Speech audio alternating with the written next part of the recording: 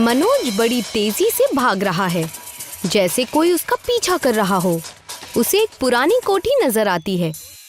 मनोज उसमें घुस जाता है। उस कोठी में एक बुजुर्ग औरत रहती थी। बाल बाल बच गया। अगर आज पकड़ा जाता ना तो बहुत बड़ा नुकसान हो जाता। कब तक ऐसे ही भागोगे? भाग कर जाओगे कहाँ तक? आज नहीं तो कल इसका जुर्माना भरना ही होगा तुमको। कब तक ऐसे ही चोरी करते रहोगे बताओ? वो बुजुर्ग औरत समझ जाती है कि मनोज एक चोर है।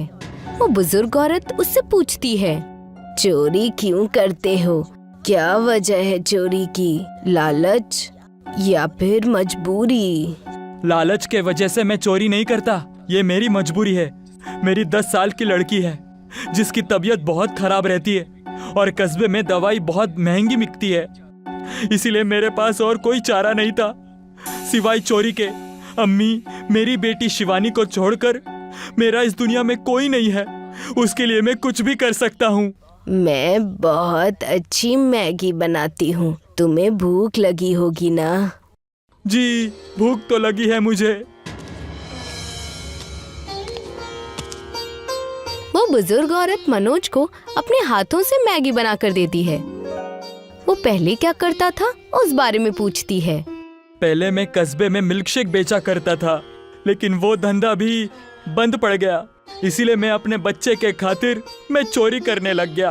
बुजुर्ग औरत उससे कहती है, मैं तुम्हारी मदद करूंगी, मगर तुम्हें चोरी छोड़नी होगी और जिस से तुमने पैसे चुराए हैं उन्हें जाकर वो पैसे वापस करने होंगे।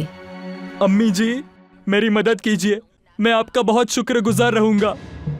तुम अपना काम बाएं हाथ से करते हो या दाएं हाथ से? जी, मैं अपना काम दाएं हाथ से करता हूँ। फिर ठीक है। बुजुर्ग वो चम्मच मनोज को देती है। वो कोई ऐसा वैसा चम्मच नहीं था, वो जादुई चम्मच था। ये जादुई चम्मच है। आज से तुम नया काम शुरू करना। मेरे घर से मैगी ले जाओ और मैगी मिल्कशेक बनाना शुरू कर दो। और याद रखना, इस चम्मच को हमेशा अपने दाएं हाथ से इस्तेमाल करना।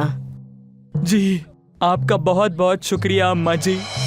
मनोज चम्मच और कुछ मैगी लेकर घर चला जाता है। घर में उसकी बेटी शिवानी बहुत बीमार थी। शिवानी को देखकर मनोज उससे कहता है, तुम्हें अब फिक्र करने की कोई जरूरत नहीं है। तुम्हारे अब्बू सब संभाल लेंगे। पापा, मुझे क्या हुआ है? मैं ठीक क्यों नहीं हो रही हूँ? तुम जल्दी ठीक हो जाओगी। मैं कल से मैगी बेचना शुरू कर दूंगा। मगर पापा, आपको मैगी बनानी आती है? नहीं बेटा, अब वो कल ही जाकर देखना पड़ेगा। एक अच्छी अम्मा ने मुझे मैगी मिल्कशेक बेचने के लिए कहा है, तो मैं कल से मैगी मिल्कशेक बेचना शुरू कर दूंगा। अगली सुबह मनोज अपने ठेले पर पहुंच जाता है और बुजुर्ग औरत के दिए हुए चम्मच से मैगी को मिलाने लगता है। जब वो मैगी मिल्कशेक बना रहा था, तभी वहाँ से एक आदमी गुजर रहा था। फिर से मिल्कशेक का धंधा शुरू कर दिया। मिल्कशेक तो मगर इस कस्बे में बिकती नहीं है, तो क्यों फिर से धंधा शुरू कर रहे हो? ये सिर्फ मिल्कशेक नहीं है, ये मैगी मिल्कशेक है। Maggi milkshake? लाओ जरा मैं भी चख कर देखूं कि तुम कैसी मिल्कशेक बनाकर कस्बे में बेच रहे हो। हाँ, अभी देता हूँ। मनोज उस आदमी को मैगी मिल्कशेक का एक बोल देता है। वो आदमी जैसे ही उसे खाता है, उसके मुंह से पहला शब्द निकलता है, वाह मनोज भाई वाह, ये तो बहुत ही लजीज है। इसे खाकर मानो दिल को सुकून मिल गया। लाओ भाई, एक प्लेट और बनाकर दे दो। जी, अभी देता हूँ। धीरे धीरे करके मनोज की मैगी मिल्कशेक अच्छे से बिकने लगी। मनोज सबके चुराए पैसे भी वापस कर देता है। बस जमींदार के पैसे वापस करने बाकी रह गए थे। मनोज जमींदार के घर जाता है और उससे कहता है, जमींदार साहब, मुझे माफ कर दीजिएगा। मैंने आपके पास से कई दिनों पहले कुछ पैसे चुराए थे। मैं आपको वो पैसे वापस देने आया हूँ और साथ में दुकान की मैगी मिल्कशेक भी लेकर आया हूँ। बताओ, मेरे घर से तुमने पैसे चुराए और मुझे पता भी नहीं चला। मेरे पास पैसे इतने हैं, इसीलिए मैं भूल ही जाता हूँ। मगर तुमने मेरे घर से चोरी की थी, मैं तुम्हें ऐसे तो जाने नहीं दूंगा। उसके 2 गुने पैसे लाकर देने होंगे तुम्हें। जी, मैं 2 गुने पैसे लेकर आया हूँ। जिसके घर से मैंने पैसे चुराए थे उन सबको मैं 2 गुनी पैसे ही दे रहा हूँ, और साथ में अपनी मैगी मिल्कशेक भी। मनोज जमींदार को पैसे वापस दे देता है। जमींदार हैरानी में पड़ जाता है कि ये मनोज के पास इतने पैसे आए कैसे। वो ये सब चुराए हुए रकम का दुगना वापस कर रहा है। जमींदार अपने चेले गुल्लू को बुलाता है। ए गुल्लू, ये कस्बे का चोर मनोज अचानक से इतना रईस कैसे हो गया? आखिर किसके घर पे इतना बड़ा डाका डाला है इसने? डाका नहीं, धंधा खोला है मनोज ने मैगी मिल्कशेक का, जो पूरे कस्बे में मशहूर हो गया है। मैंने सुना था कि उसकी मैगी मिल्कशेक खा के ही दिल में एक सुकून मिल जाता है। अच्छा, जरा मैं भी तो चक्कर देखूं इस मैगी मिल्कशेक को। जमींदार मैगी मिल्कशेक को चक्कर देखता है। ओह, कितना लजीज है ये मैगी मिल्कशेक। अब समझ में आया कि क्यों इस मनोज के पास इतने पैसे आए हैं। मालिक, तो फिर क्या सोच रहे हैं आप? कोई ना कोई तो राज जरूर होगा जो वो इतना लजीज मैगी मिल्कशेक बना रहा है। जाओ गुल्लू, जरा देख कर आओ क्या माजरा है। गुल्लू अगले दिन मनोज की दुकान पर जाता है, ये देखने कि वो मैगी मिल्कशेक को किस तरह से बनाता है। पहुंचते ही वो मनोज से कहता है, अरे मनोज, लाओ भाई, मुझे 1 प्लेट मैगी मिल्कशेक देना। हाँ गुल्लू, अभी देता हूँ। मनोज गुल्लू को 1 प्लेट मैगी मिल्कशेक देता है। मिल्कशेक खाते खाते गुल्लू मनोज से सवाल पूछता है। अरे मनोज भाई, एक बात बताओ, तुम इतनी लजीज जो मैगी मिल्कशेक बनाते हो, उसका राज क्या है भाई? उसका राज ये चम्मच है, ये जादुई चम्मच है। उस कढ़ाई का खाना बहुत ही लजीज हो जाता है। क्या है इस चम्मच में? मनोज गुल्लू को अपनी बेटी से लेकर उस बुजुर्ग औरत तक का सारा किस्सा बता देता है, और गुल्लू सारी बातें सुनकर जाकर जमींदार को बता देता है। तो ये माजरा है गुल्लू, मुझे वो चम्मच चाहिए। मैं खुद का मैगी मिल्कशेक का धंधा शुरू करना चाहता हूँ। तो मालिक, आपने आगे क्या सोचा है? हम दोनों उसके दुकान में जाकर उससे वो चम्मच चुरा लेंगे। चोर के घर पर चोरी। मालिक, आप तो बड़े चोर निकले। चुप रहो और रात होते ही मेरे साथ चलना। रात होते ही जमींदार और गुल्लू दोनों मिलकर मनोज की दुकान में घुस जाते हैं और उस चम्मच को ढूंढने लगते हैं। फिर तभी गुल्लू को वो चम्मच नजर आ जाती है। मालिक, ये देखिए, वो जादुई चम्मच यहाँ पर रखा हुआ है।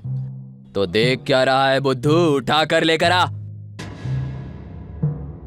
अगली सुबह जब मनोज अपनी दुकान पर आता है तो वो देखता है कि वहाँ पर उसका चम्मच नहीं रखा होता है। वो हर जगह अपनी चम्मच को ढूंढता है, मगर उसे वो चम्मच कहीं नजर नहीं आता। आज पहली बार था जब उसकी बेटी उसके साथ दुकान तक चल कर आई थी। बेटा, मैंने यहीं पर वो चम्मच रखी थी, लेकिन मुझे वो चम्मच कहीं नजर नहीं आ रही है। कोई बात नहीं पापा, अब मैं ठीक हो चुकी हूँ पूरी तरह। आज से हम दोनों साथ मिलकर खूब मेहनत करके पैसे कमाएंगे। ऊपर वाले ने दिया, ऊपर वाले ने लिया, ऊपर वाले का ही कुछ होगा। और दूसरी ओर जमींदार और गुल्लू दोनों मिलकर खुद की मैगी मिल्कशेक की दुकान खोलते हैं। मगर एक बात उनमें अलग थी।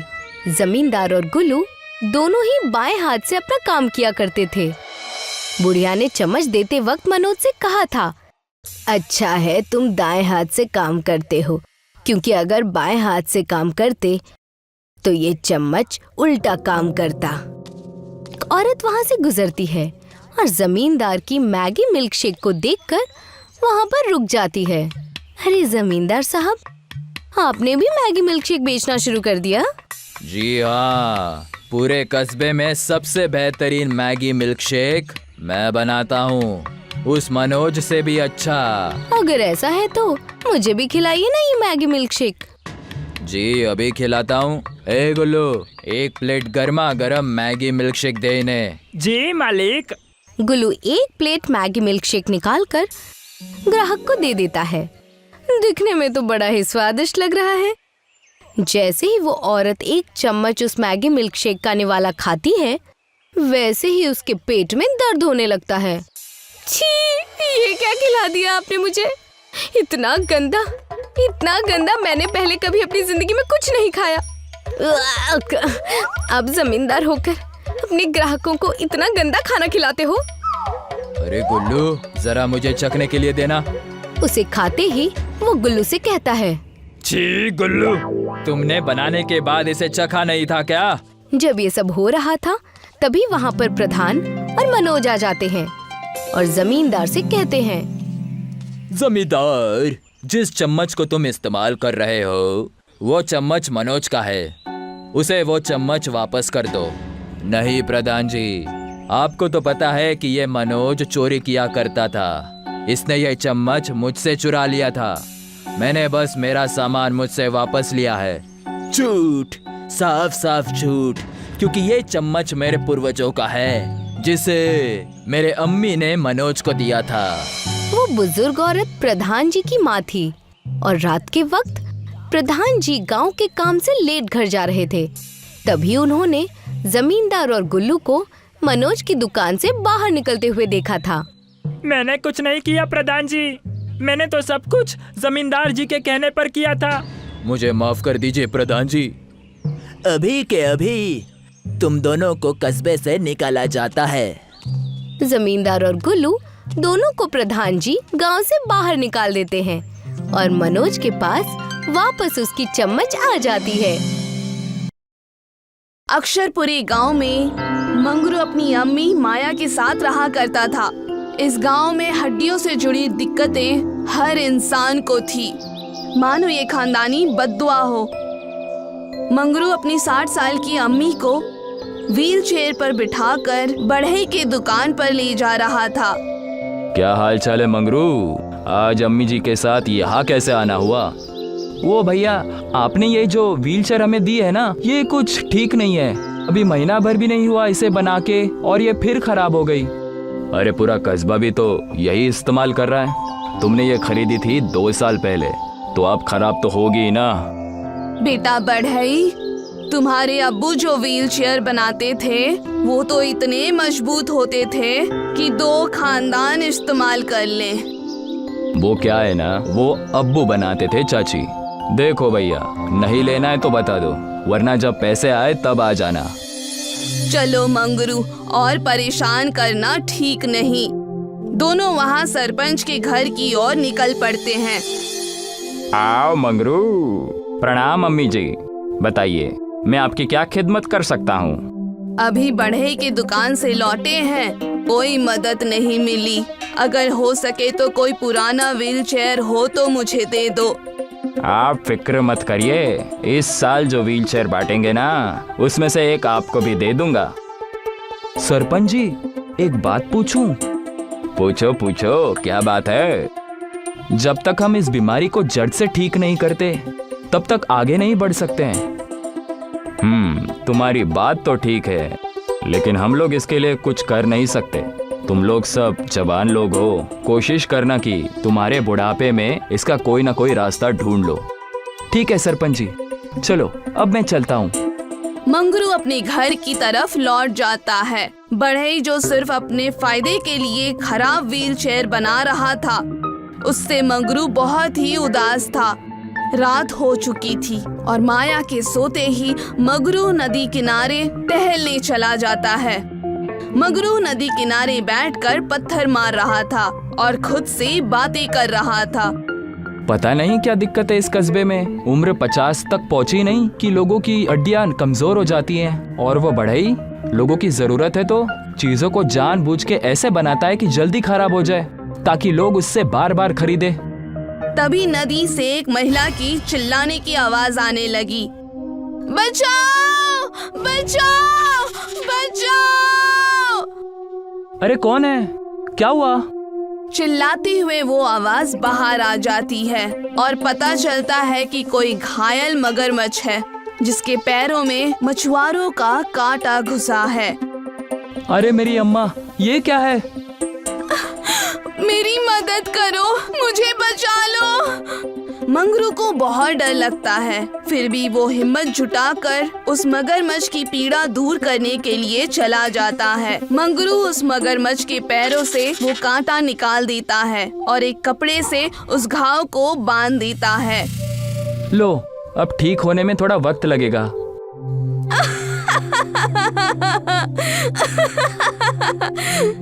तभी वो मगरमच्छ एक सुंदर जल कन्या के रूप में परिवर्तित हो गई और मंगरू से मुस्कुराकर कहने लगी, मैं एक जल परी हूँ। मुझ पर एक बहुत ही बड़ा श्राप था।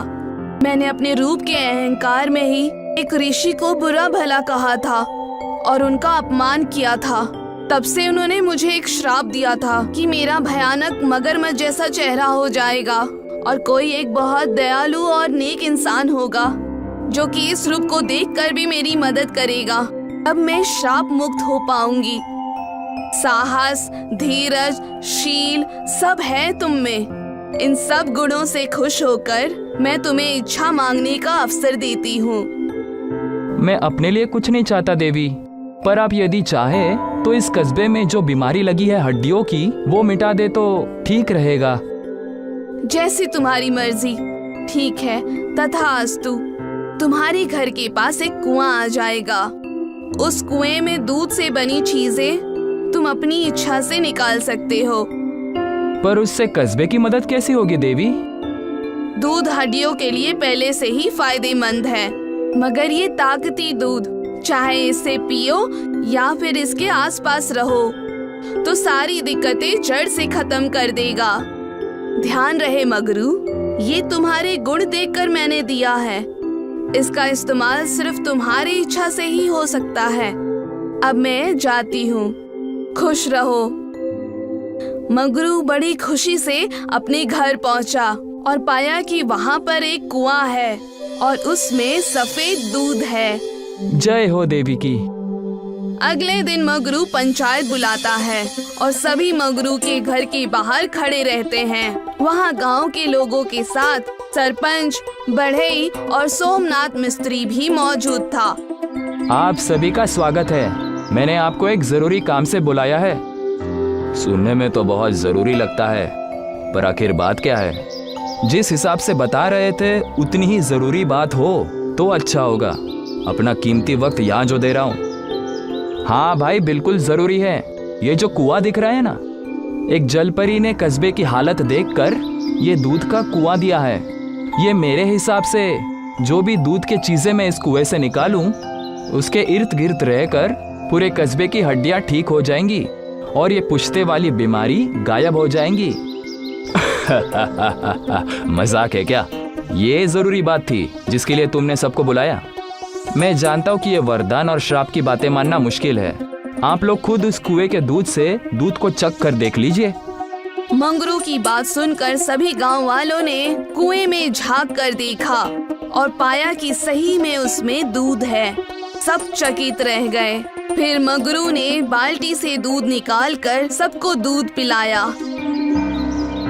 मेरी उम्र भी बुढ़ापे को पार करने वाली थी। जा वो हड्डियां जवाब दे दे, पर इस दूध को पीते ही थोड़ा असर जरूर महसूस हुआ। हाँ प्रधान जी, आप बिल्कुल ठीक कह रहे हैं। अगर हम मंगरू की बात मान ले तो हमें इस पुश्तैनी बीमारी से छुटकारा मिल जाएगा।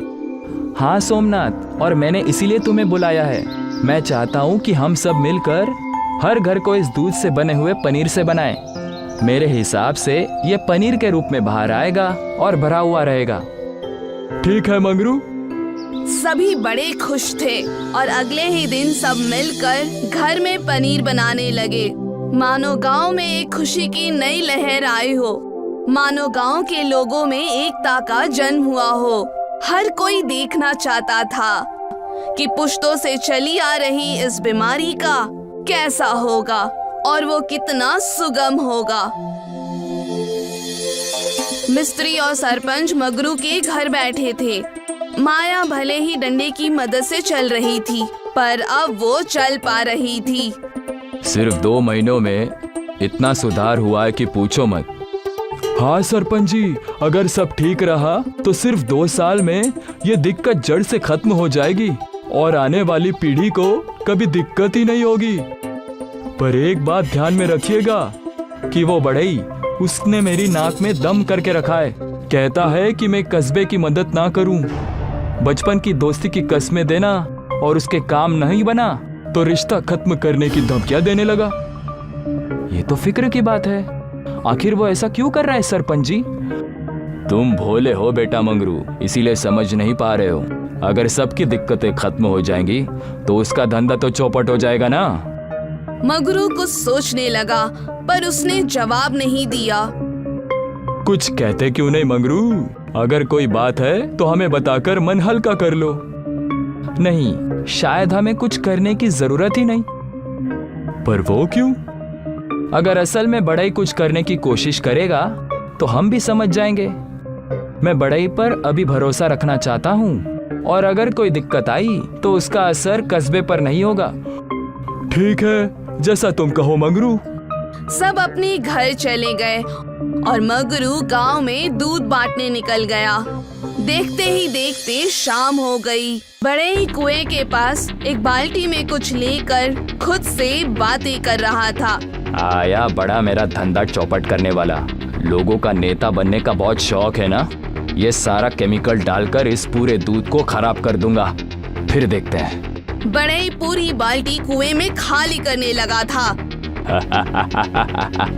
तभी अचानक उसी कुएं के ऊपर वही सुंदर जल कन्या प्रकट हो गई। इस दुनिया में कर्मों का बड़ा खेल है। चाहो या ना चाहो, जानकर करो या अनजाने में, पर कर्म करे बिना जिंदगी नहीं चलती। कौन हो तुम और कहना क्या चाहती हो? कहना मैं ये चाहती हूँ कि अगर कर्म करने ही हैं तो अच्छे करो, वरना खराब कर्मों का प्रतिफल बहुत ही कड़वा होता है। अच्छा, बड़ी बड़ी बातें मत करो। कौन देगा मुझे सजा? तुम्हारी भ्रष्ट सोच और कर्मों का एक ही उपाय है। मैं तुम्हें ये बद्दुआ देती हूँ कि तुम्हारी हड्डियाँ लचीली हो जाएंगी और तुम खुद का वजन भी नहीं उठा पाओगे। तब तुम्हें समझ आएगा कि जिन लोगों को ये परेशानी है वो कैसे झेलते हैं। और ये बद्दुआ तभी टूटेगी जब कोई इंसान जो कि बिल्कुल भ्रष्ट ना हो और नेक हो, वो तुम्हारी मदद करेगा। वो तुम्हारी करतूतों को जानकर भी माफ कर देगा। वड़ई किसी लचीली चीज की तरह जमीन पे गिर गया और जल कन्या वहाँ से गायब हो गई। बचाओ मुझे, बचाओ, कोई बचाओ, बचाओ मुझे। मंगरू तभी सोमनाथ के साथ वहाँ पहुँचा और देखा कि वड़ई किसी लचीली वस्तु की तरह जमीन पर गिरा हुआ है। अरे भाई बढ़ई, ये क्या हुआ तुम्हें? भैया बचा लो, मुझे माफ कर दो, इस श्राप से मुक्त कराओ। पर तुमने ऐसा किया क्या है? वो बड़ई रोते रोते सारी बातें बताता है। सोमनाथ बड़े गुस्से में कहता है, लेकिन तुम्हारा काम माफ करने जैसे बिल्कुल नहीं है। माफ कर दो, माफ कर दो भाई, माफ कर दो। तुम्हें यह समझना होगा कि खराब होने के कारण तुम्हें यह श्राप मिला है। लोगों की दर्द का फायदा तो तुमने उठाया ही, लेकिन जैसे ही वो दर्द से दूर होने लगे तो फिर तुमने उन्हें फिर से उस दर्द में झोंकने की कोशिश की। मैं जानता हूँ, मैं समझता हूँ। जब खुद पर बीतती है तब समझ में आ रहा है मेरे अब्बू लोगों की इतनी मदद क्यों करते थे। ठीक है, मैं बिना किसी शर्त के तुम्हें माफ करता हूँ और उम्मीद करता हूँ कि तुम्हारे अंदर का इंसान जाग जाए। तभी वड़ई ठीक हो गया और हाथ जोड़कर मंगरू को प्रणाम करने लगा। इस रहस्य के कई सालों बाद गांव की ये पुश्तैनी बीमारी बिल्कुल ठीक हो गई।